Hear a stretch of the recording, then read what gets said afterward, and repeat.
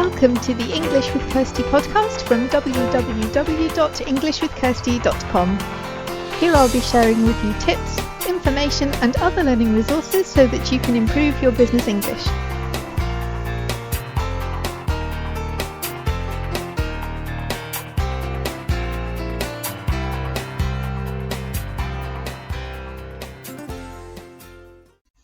Hi everyone, and welcome to episode 42 of the English with Kirsty podcast.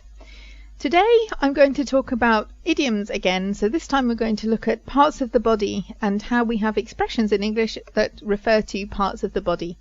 So I'm going to go through them, and if you want to have a look at these and the examples and how they're written, you can go to the show notes page, which this week is www.englishwithkirsty.com/podcast/episode 42.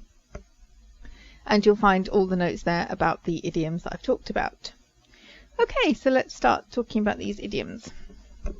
So number one is to twist someone's arm. So it means that you get somebody to do something for you. They don't really want to do it, but they agree to do it if you keep on at them. So maybe you have to go to the airport really early and you don't want to get the bus or get a taxi, and so you persuade your boyfriend or girlfriend to take you. So you twist their arm like, come on, you know you want to do it. I'll buy you dinner when we get back. It'll be so cold on the bus. You know, all these stupid excuses. But you basically get somebody to do something that they originally didn't want to do.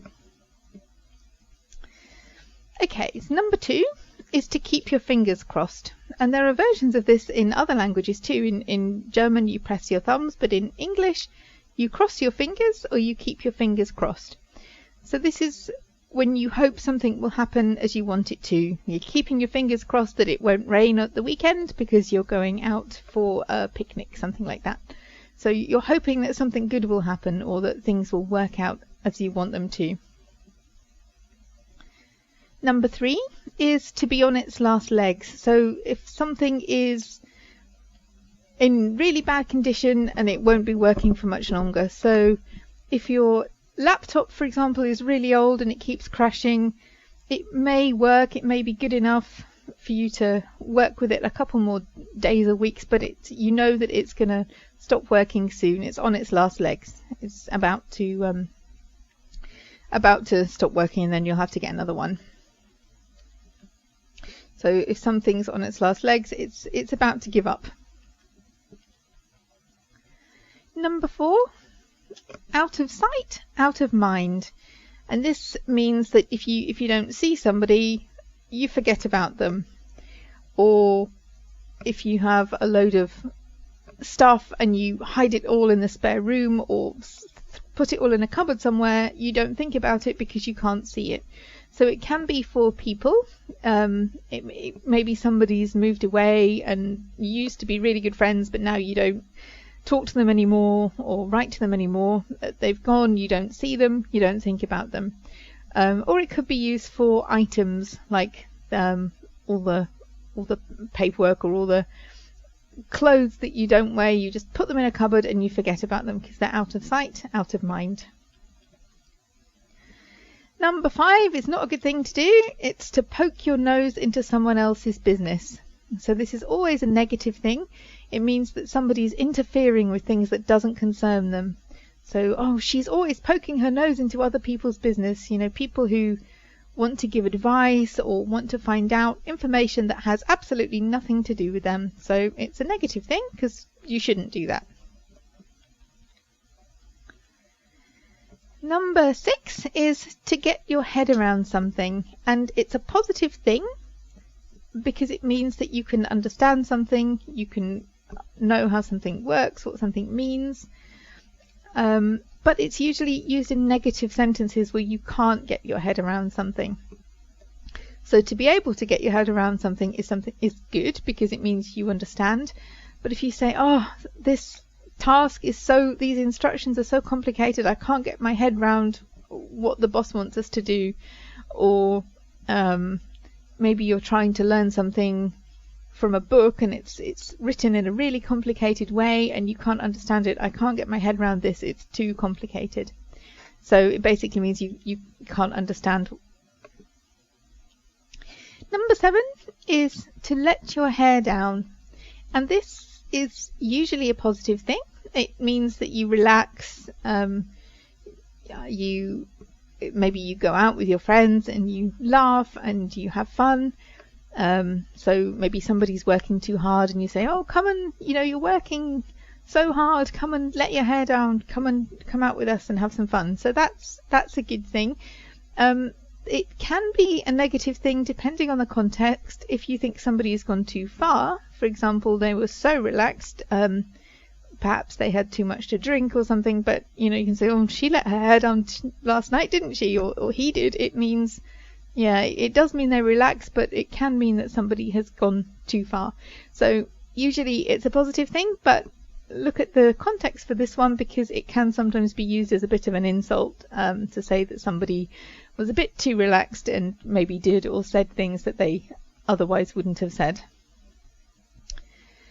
Number 8 is for your heart not to be in something. So it means that you're doing it, but you're doing it because you have to, or because it's what you've always done, but your passion and your motivation are not there.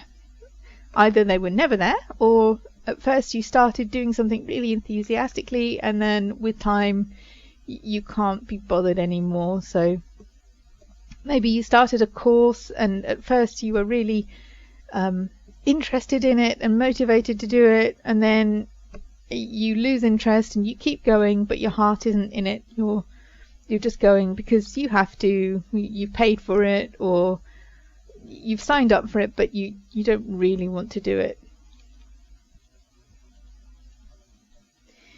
And number 9 has 2 parts of the body in it.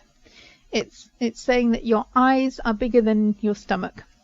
So this is usually when people think that they're really hungry and maybe they're at a buffet or something like that, and they pile loads of food on their plate and they get to the table and they find that they can't eat it. It's too much. So obviously, normally your eyes are not bigger than your stomach. Your stomach can, it covers a bigger area. It can hold food, but we say that when people think that they can eat a lot of food, but they can't. When it comes to it, they're not as hungry as they thought they were, or they maybe liked so many things that were on offer that they took them all, but really it was a bad decision because they can't eat all the food that they ordered or that they put on their plate. So that's number 9. So really there are 10 parts of the body here, but number 9 has 2, so that makes 10. So I've run through those quite quickly. So if you want to have another look at them, you can go to the show notes page at www.englishwithkirsty.com/podcast/episode 42. And if you found this useful, if you think that your friends would enjoy it, why not share it with a friend? You can share that link, and if you think your friends would find it helpful, they can listen to it too. And also, if you want to find out about other things that I'm publishing on the website, or if you don't want to miss any podcast episodes, if you want to find out what kind of articles are going on the blog, then you can also sign up to the newsletter, and then you get a monthly roundup of articles and information and tips and links to other websites as well. So it comes out every month at the beginning of the month, and if you want that, then you can also sign up for it on the show notes page. There's a contact form and you can put your details in there. So I hope that was useful. If you can think of any other parts of the body, then why not write them in the comments? We can add to this list. So other parts of the body with idioms that are associated with them, if you know any more. Or if you want to tell me about any in your native language, that would be interesting too, because some of these are quite similar. For example, the pressing your thumbs and crossing your fingers is quite similar, but some of them are completely different. So if you want to tell me about some idioms, body idioms in your native language, I'd be interested to hear that too. So have a good week and have fun learning English.